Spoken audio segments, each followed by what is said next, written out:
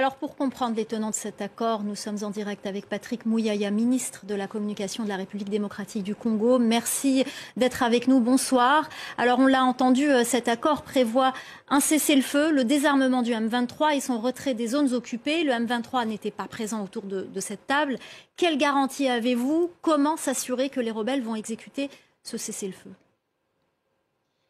La première garantie, d'abord, ce qu'il faut souligner, c'est que c'est un accord qui a été signé, le communiqué a été signé par les chefs d'État, ce qui est fait inédit.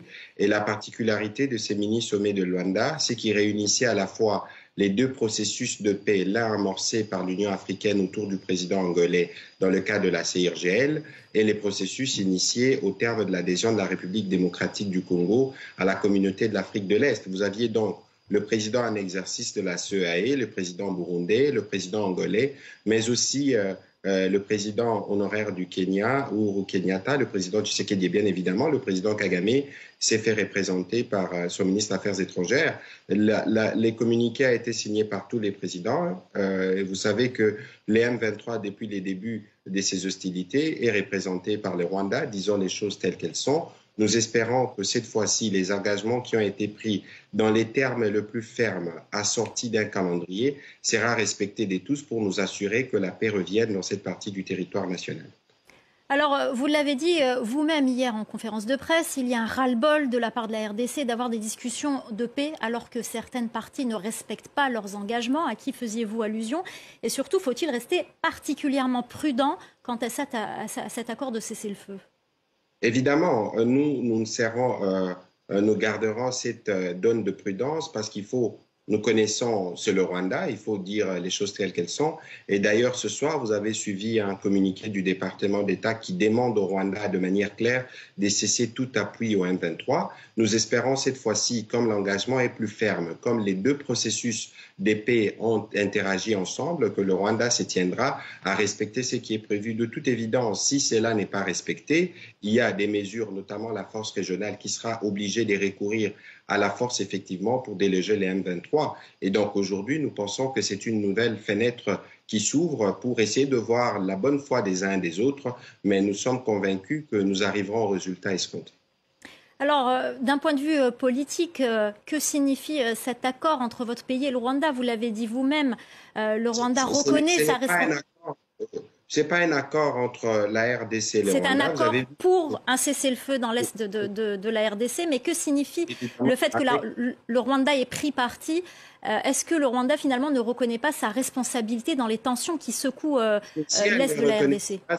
Si elle ne reconnaissait pas, si le Rwanda ne reconnaissait pas sa responsabilité, il ne se serait jamais engagé, que ce soit à Nairobi, que ce soit à Luanda ou à New York autour du président Macron, à porter la voix du M23, à s'engager pour dire au M23 d'arrêter. Aujourd'hui, il ne faut plus passer par le dos de la cuillère. Il est établi que c'est l'armée rwandaise qui opère derrière le M23. Il y a un rapport d'experts des Nations Unies qui l'atteste. Il y a les départements, le gouvernement américain qui en parle de manière claire.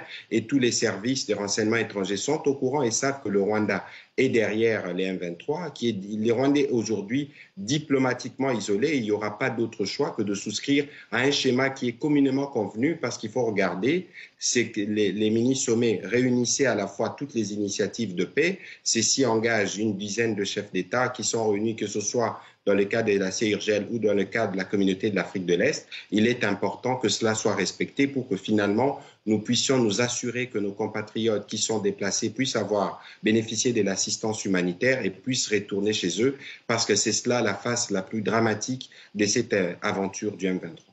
Alors, est-ce que cela annonce un dégel entre la République démocratique du Congo et le Rwanda? Ou est-ce trop tôt pour l'annoncer? Je crois que dans la lecture du communiqué, il est donné une période d'à peu près 60 jours pour voir dans quelle mesure nous pourrons continuer la conversation. Mais ici, il n'est pas d'abord question de regarder la question sous cet aspect. Ici, le plus urgent, c'est que le M23 cesse ses attaques répétées sur les populations, sur l'armée, y compris sur la MONUSCO. À partir de ce moment-là, nous pourrons traiter les plus urgents la situation humanitaire, et dans les cadres des mécanismes régionaux qui sont prévus, nous allons évidemment discuter, voir dans quelle mesure on pourra avoir des mesures de confiance pour essayer de reconstruire une relation qui était déjà difficile, qui a été perturbée sérieusement, et nous espérons que cette fois-ci, le Rwanda s'acquittera de sa part de responsabilité pour que cette paix revienne d'abord dans ces parties touchées et puis par la suite, on envisagera les possibilités d'un retour des relations bilatérales, mais qui devront cette fois-là se refonder sur de nouvelles bases de confiance qu'il faut restaurer absolument. Alors, est-ce que vous pensez que ce revirement est dû particulièrement à la pression de la communauté internationale et notamment celle des États-Unis? Vous avez évoqué tout à l'heure la déclaration du département d'État. Est-ce que vous pensez que c'est surtout la pression exercée par les États-Unis qui a provoqué ce revirement?